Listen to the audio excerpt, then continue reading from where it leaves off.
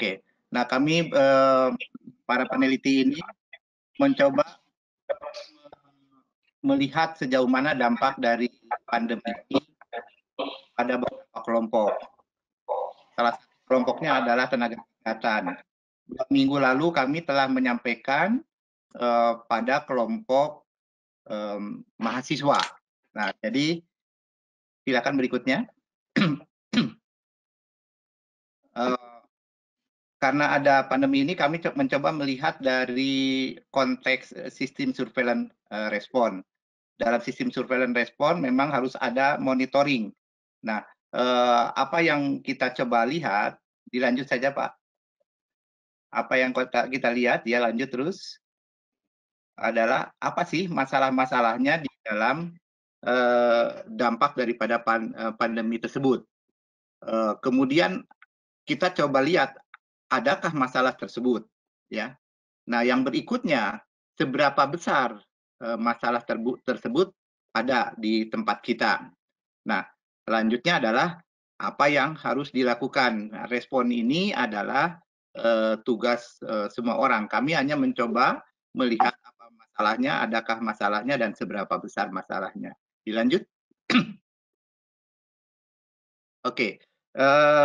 Ini yang kami sampaikan bahwa kita punya beberapa kelompok, salah satunya adalah di tenaga medis. Mahasiswa sudah kami sampaikan, nanti ada juga tentang wartawan.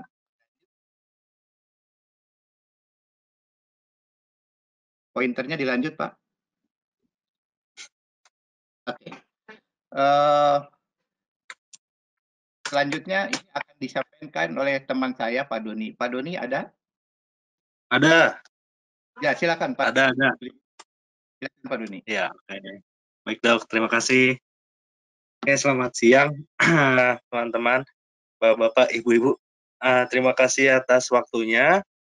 Oke, jadi yang pertama hari ini sebenarnya tugas saya menjelaskan hasil penelitian kami terkait dengan kondisi tenaga medis ya saat pandemi COVID-19 ini terjadi. Kayaknya yang pertama ini adalah karakteristik sosioekonomi dari responden kita, di mana sebenarnya kita dapat ngumpulin kemarin itu 500-an responden ya.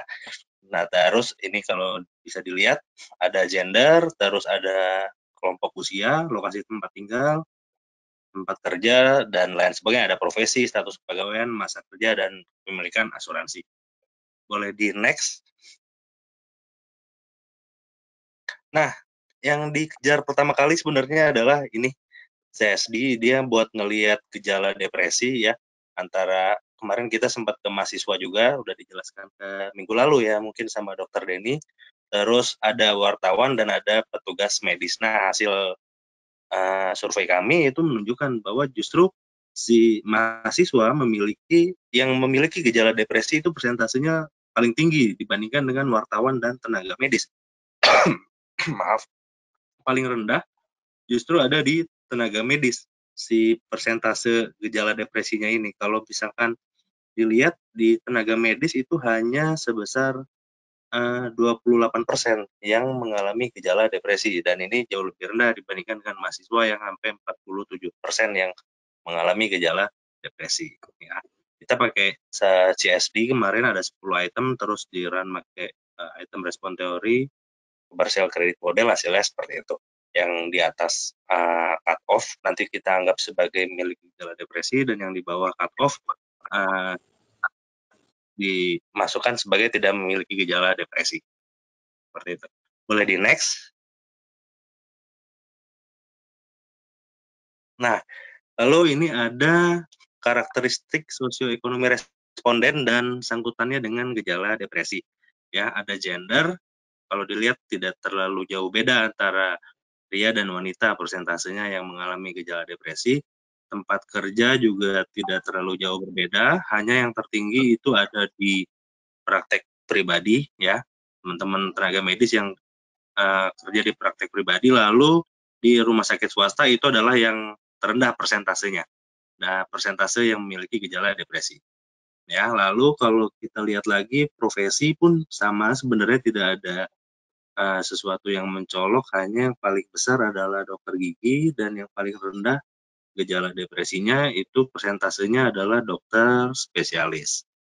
Oke, lalu menurut usia ini yang tertinggi adalah ya kelompok yang 51 sampai 61 tahun. Di situ ada yang kurang dari 20 tahun tapi sampelnya hanya 2 orang. Jadi mohon diabaikan dan dua-duanya mungkin masuk ke dalam gejala depresi. Lalu yang di atas 61 tahun juga sampelnya hanya 2 orang. Jadi yang teratas dan terbawah itu berdasarkan kelompok usia nanti mohon diabaikan ke depannya. Tapi yang kita bisa lihat yang dari 21 sampai 60 tahun. Ya, jadi yang tertinggi memiliki gejala depresi persentasenya adalah si tenaga medis dalam skala umur 51 sampai 60 tahun. Lalu menurut masa kerja ini juga sejalan ya. Yang tertinggi itu adalah tenaga medis yang sudah bekerja lebih dari 30 tahun. Memiliki gejala depresi persentasenya paling besar 35%. Lalu kalau berdasarkan lokasi tinggal ini nggak ada perbedaan yang signifikan. Dua-duanya 20%-an lah, hampir 30%. Boleh di next. Nah, yang kedua yang kami kejar juga adalah ini. Burnout. Ya, burnout inventory dia buat melihat apa ya bahasanya kalau burnout itu mungkin ada yang bilang kejenuhan dan lain sebagainya. Kita punya 3 variabel di mana variabel itu masing-masingnya ada 6 item. Terus sama di-run juga pakai partial credit model, ada kejenuhan personal, kejenuhan berhubungan dengan pekerjaan, dan kejenuhan berhubungan dengan narasumber atau klien. Ya, nah kalau dilihat 50% itu tenaga medis yang kami survei memiliki kejenuhan kerja, lalu 44% memiliki kejenuhan personal dan kejenuhan kliennya itu hanya 10%. Ya, sedangkan totalnya di sebelah kanan atas itu ada grafik. Ternyata si tenaga medis itu 43% itu mengalami ini ya gejala yang tadi burnout ya. Gejala burnout. Lalu kalau dihubungkan dengan gejala depresi, nah yang teman-teman memiliki gejala depresi itu ternyata dia juga memiliki tingkat burnout yang tinggi juga atau persentasenya juga tinggi ya, ada 83,5%, hampir 84% berarti ya. Boleh di next. Oke, nah ini selanjutnya karakteristik sosioekonomi responden dan burnout di tenaga medis. Kalau berdasarkan gender nggak ada perbedaan yang signifikan, saya rasa 44% sama 42%. Lalu kalau di tempat kerja ternyata yang tertinggi burnout-nya itu ada di rumah sakit pemerintah. Memang ada yang lebih tinggi yaitu order, tapi ini kan sangat variatif ya. Ada yang kerja di kampus, ada yang kerja di dinkes dan lain sebagainya. Tapi kalau berdasarkan layanan kesehatannya ada di rumah sakit pemerintah yang paling tinggi. Persentase yang memiliki burnout tinggi. Ya, lalu kalau misalkan kita kaitkan dengan profesi, ternyata yang persentase paling tinggi mengalami burnout itu adalah dokter spesialis, dan yang terendah itu adalah ini lab, farmasi atau apoteker ya. Lalu kalau dikaitkan dengan kelompok usia yang memiliki persentase kejenuhan atau burnout tertinggi itu ada pada range umur 51 sampai 60 tahun, dan kalau dikaitkan dengan masa kerja yang memiliki tertinggi itu adalah yang memiliki persentase tertinggi itu adalah yang lebih dari 30 tahun kerja. Kalau dari lokasi tempat tinggal sama, saya rasa juga nggak ada perbedaan yang signifikan ya antara yang bekerja di kabupaten dan kota. Boleh dilanjut di next. Ya, lalu yang dikejar ketiga ini adalah kecemasan. Kita ngukur ini pakai Zoom. Terus Zoom itu ada 19 atau 20 ya pertanyaan, saya lupa. Terus di-run juga pakai PCM. Atau dia di atas rata-rata dia dianggap memiliki tingkat kecemasan yang tinggi, dan di bawah rata-rata dia nggak punya tingkat kecemasan. Atau ya tingkat kecemasannya rendah, ini bukan burnout ya, harusnya kecemasan. Slide-nya salah tadi. Nah, kalau dilihat ternyata si tenaga medis itu 52,6%-nya itu ya tinggi lah tingkat kecemasannya, punya tingkat kecemasan yang tinggi. Dan kalau kita hubungkan dengan gejala depresi, ya ternyata memang walaupun nggak berbeda jauh ya, yang memiliki gejala depresi dan tidak, tapi yang memiliki gejala depresi dia memiliki tingkat kecemasan yang lebih tinggi daripada yang tidak memiliki gejala depresi, yaitu sebesar 54,7%. Next. Lalu ini karakteristik sosioekonomi dan tingkat kecemasan masih sama kayak yang sebelumnya, hanya yang menarik di sini adalah tempat bekerja. Ini masih sama ya, yang rumah sakit pemerintah dia tenaga medisnya punya persentase kecemasan persentase kecemasan yang lebih tinggi dibandingkan tempat lainnya. Kalau dibandingkan dengan profesi itu dokter gigi yang punya kecemasan tinggi, dan usia itu yang tertinggi persentase kecemasannya ada di rentan 51 sampai 60 tahun. Dan kalau masa kerja, nah ini yang 20 sampai 30 tahun punya tingkat kecemasan yang tinggi. Next. Oke, lalu selanjutnya adalah persepsi dengan gejala depresif, kejenuhan, dan tingkat kecemasan. Kita juga bertanya kepada si narasumber tentang beberapa hal yang terkait dengan COVID-19 pandemi ini, kayak pernah berhadapan langsung dengan pasien, menangani kasus COVID, lalu apakah mereka selalu menggunakan alat perlindungan diri, terus apakah disediakan APD-nya oleh institusi, dan lain sebagainya. Terus ada juga tentang nutrisi dan istirahat cukup, tidur cukup, terus apakah Anda pulang ke rumah setiap hari juga ditanyakan. Nah, hasilnya ternyata yang pernah menghadapi langsung pasien COVID ini cukup besar ya, kadang-kadang, dan ya berarti mereka minimal pernah lah ya ketemu dengan berhadapan langsung dengan pasien COVID, itu ada hampir 50%-an. Terus yang menangani kasus COVID juga lumayan tinggi, ada 40%. Lalu yang alat pelindung diri ini ya sudah bagus angkanya, yang itu ada 64%, kadang-kadang 33%, tapi mungkin harus ditingkatkan. Terus, nah apakah Anda disediakan APD yang mencukupi oleh institusi? Ini yang kebanyakan menjawab adalah yang kadang-kadang, 65%, yang kadang-kadang, yang ya 27% masih ada, 7,4% yang tidak pernah. Ya, lalu kalau untuk nutrisi, untuk pencegahan, saya rasa hampir rata, walaupun ini sebenarnya faktor yang penting ya, si nutrisi ini. Terus kalau istirahat dan tidur cukup ini juga merupakan faktor penting, tapi masih banyak yang menjawab hanya kadang-kadang, sebagian besar itu ada di kadang-kadang. Jadi kalau kebanyakan yang kadang-kadang itu cukup beristirahat dan cukup tidur itu menjawab kadang-kadang tidak. Jawabannya enggak iya yang paling besar. Oke, boleh di next. Udah ya. Nah, selanjutnya ini ada persepsi dengan gejala depresi, kejenuhan, dan kecemasan. Ada banyak banget tabelnya. Mungkin nanti bisa dibaca di slide-nya, karena kalau dijelasin semua nggak cukup waktunya ya. Terus yang penting di sini kayak apa ya? Jadi ini kalau mereka, nah ini nih yang selalu menggunakan alat perlindungan diri. Jadi kalau ketika mereka menggunakan itu menjawab kategori ya, maka mereka punya gejala depresif yang paling rendah dibandingkan yang jawab kadang-kadang dan tidak pernah. Begitu juga dengan ketika si APD ini disediakan mencukupi oleh si institusinya, mereka punya gejala depresif yang paling rendah. Jadi kedua hal ini merupakan hal penting ya, kalau berdasarkan hasil survei yang kita lakukan. Terus makanan juga sama, tapi ya saya rasa itu. Terus next boleh.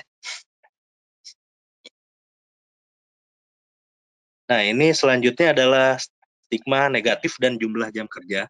Ya, ternyata dari survei yang kami lakukan itu kita bagi menjadi 3 ya, ada yang stigma negatif ini. Pertanyaannya adalah apakah Anda mendapatkan stigma negatif berkaitan dengan penanganan COVID-19? Jawabannya ada sering, beberapa kali, dan tidak pernah. Yang menjawab sering dan beberapa kali itu cukup banyak, hampir 50%, 45%-an. Sedangkan yang menjawab tidak pernah ada 54%. Nah, ini harus jadi perhatian juga buat mengurangi, karena nanti ada hubungannya si stigma negatif ini dengan gejala depresi pasti ya. Terus jumlah jam kerja juga sama, kita bertanya menanyakan tentang jumlah jam kerja, perbedaan jumlah jam kerja antara periode sebelum pandemi dan pada saat pandemi. Terus ada jawabannya kita kelompokkan jadi 3, ada yang lebih panjang, lebih pendek, atau sama seperti biasanya. Yang banyak adalah yang sama seperti biasanya, dan ada juga yang menjawab lebih pendek. Ini juga cukup besar yang menjawab lebih pendek, ada 40%-an. Ya, boleh di next.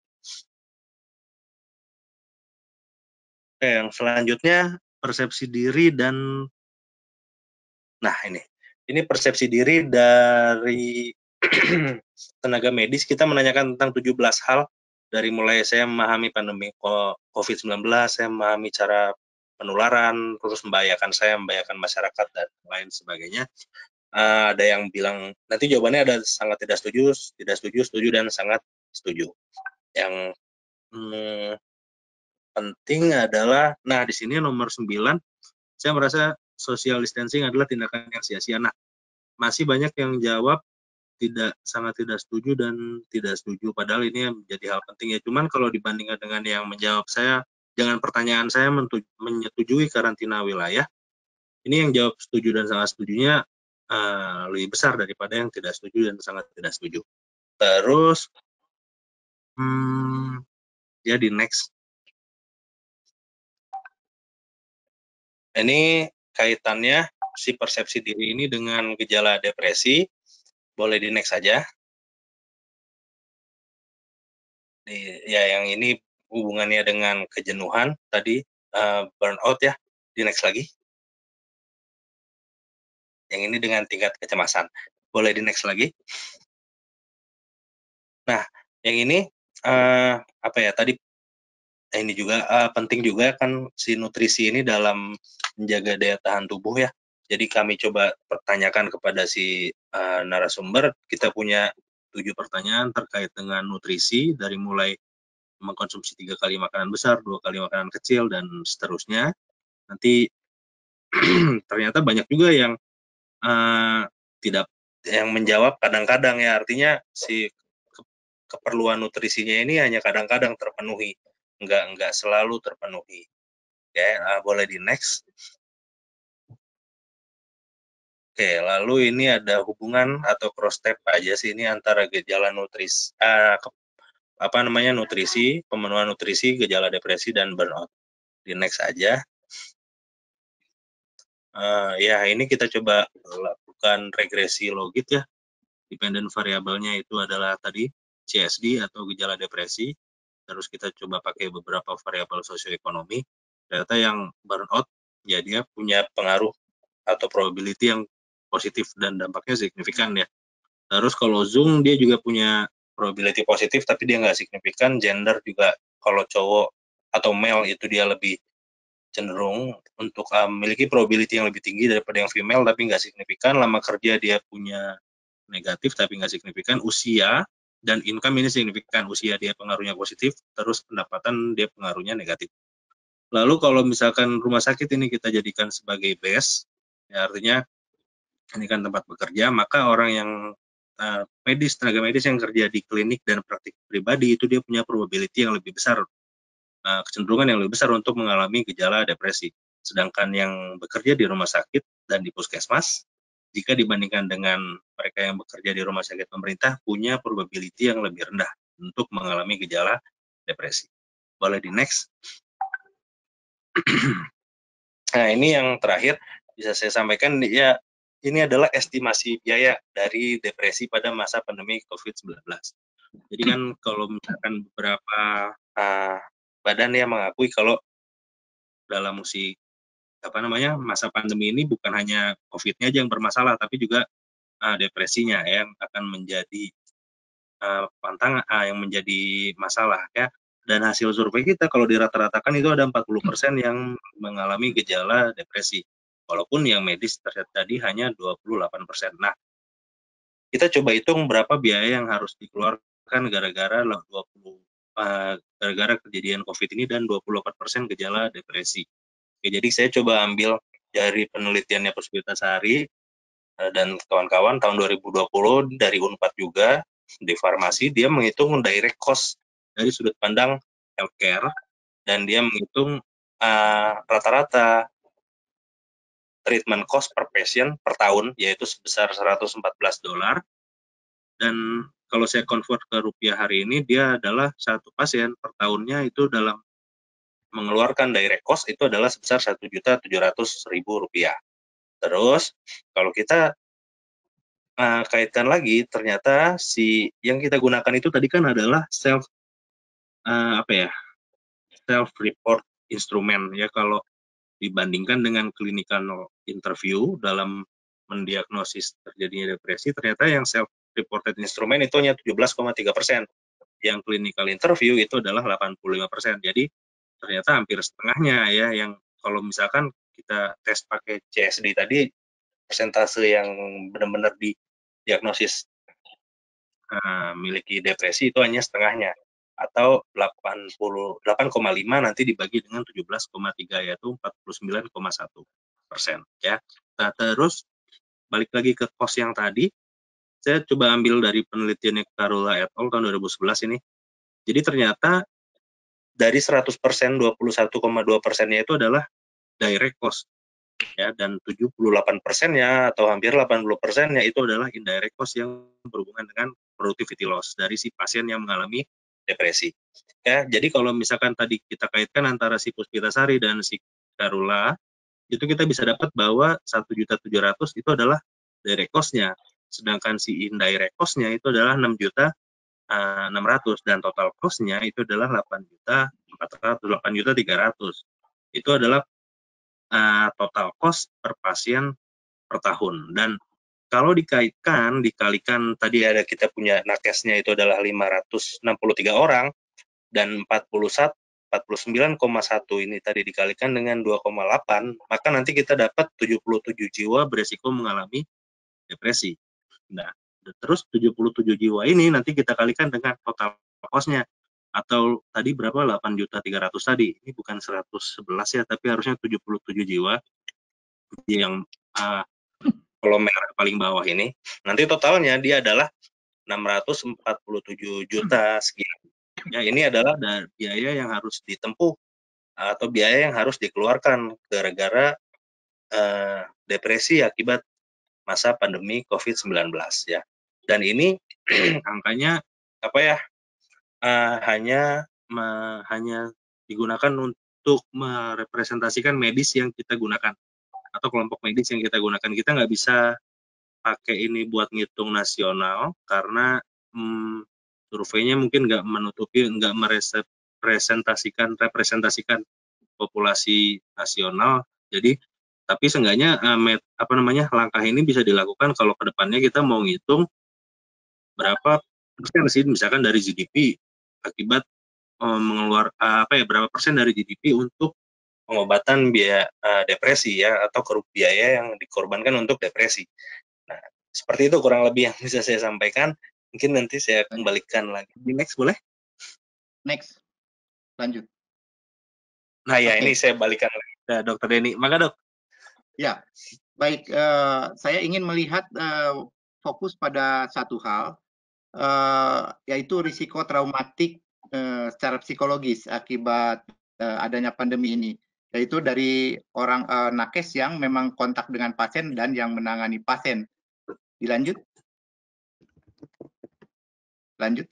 Nah, itu di bagian bawah kanan, risiko traumatik ini menjadi bagian yang memang menyebabkan terjadinya burnout, depresif dan kecemasan.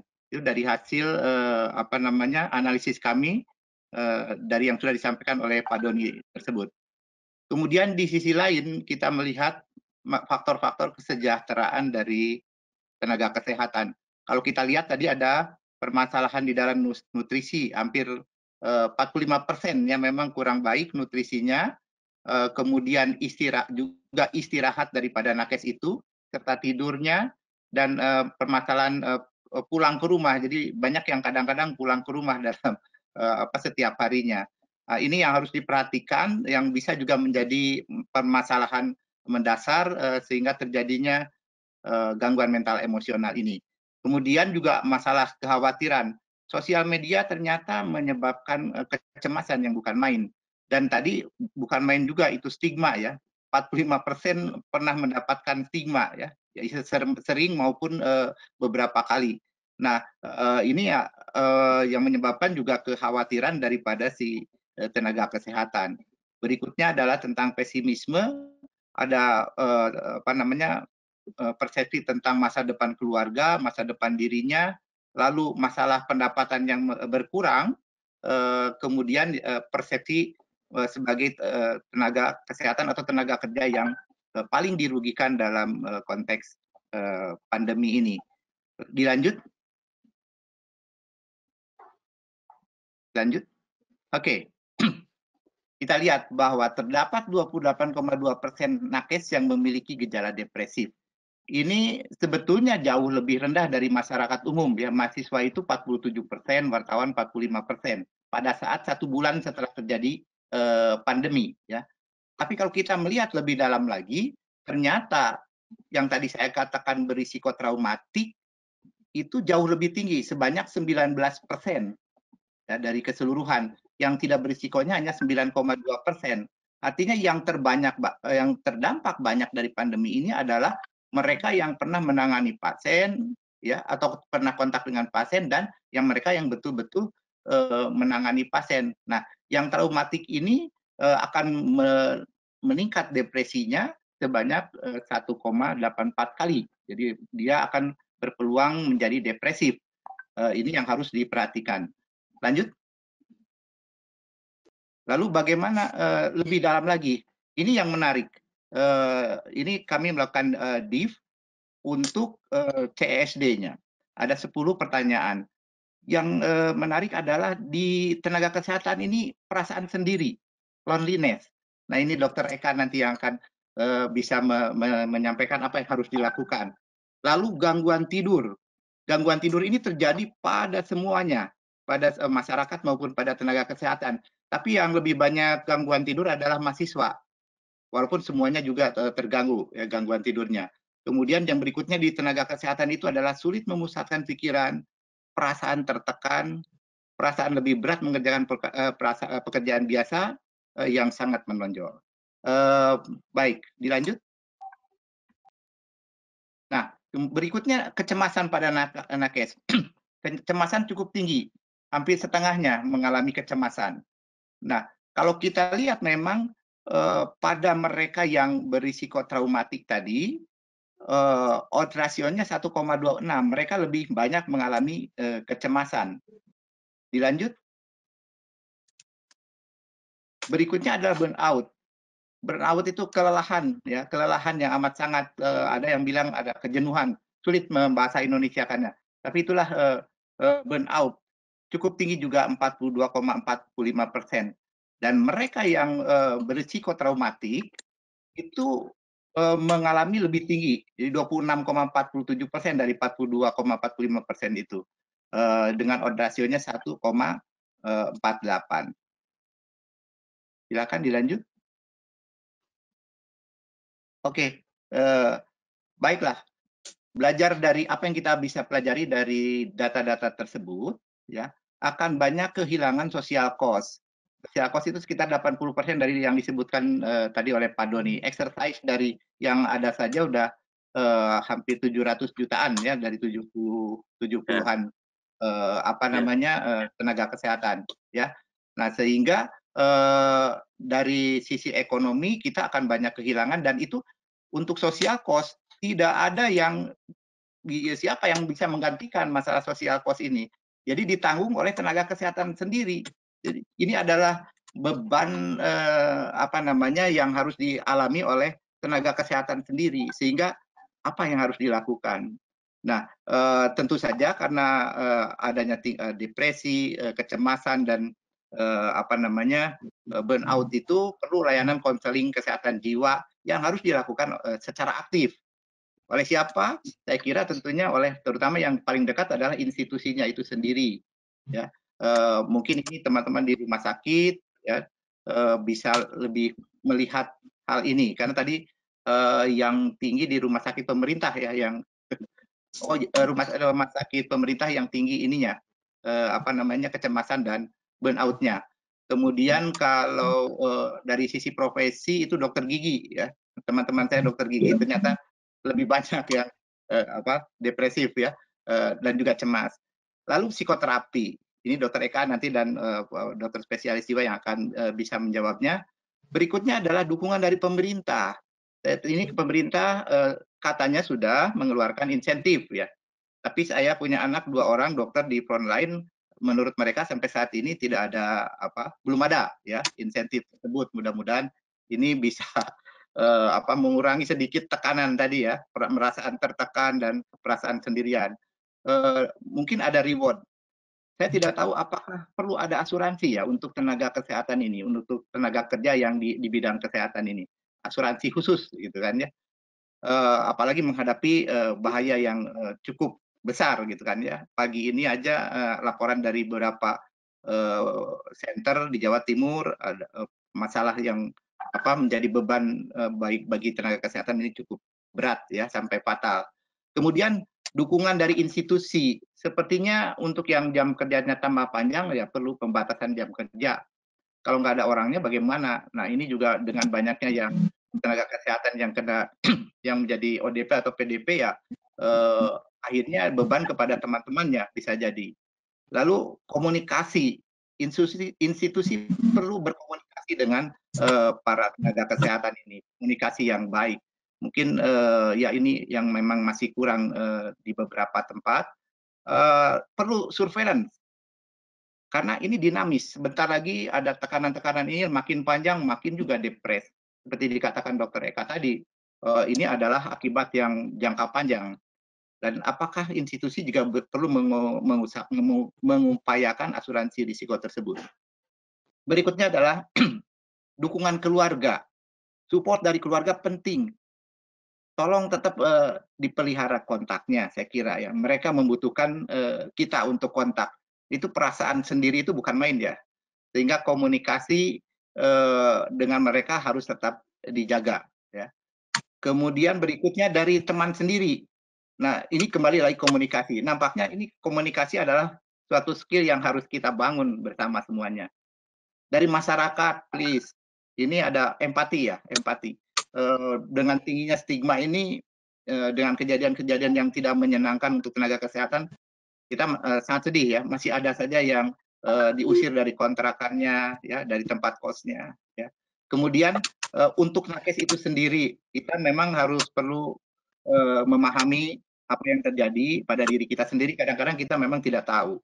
Perlu latihan manajemen stres, cukup istirahat fisik dan mental.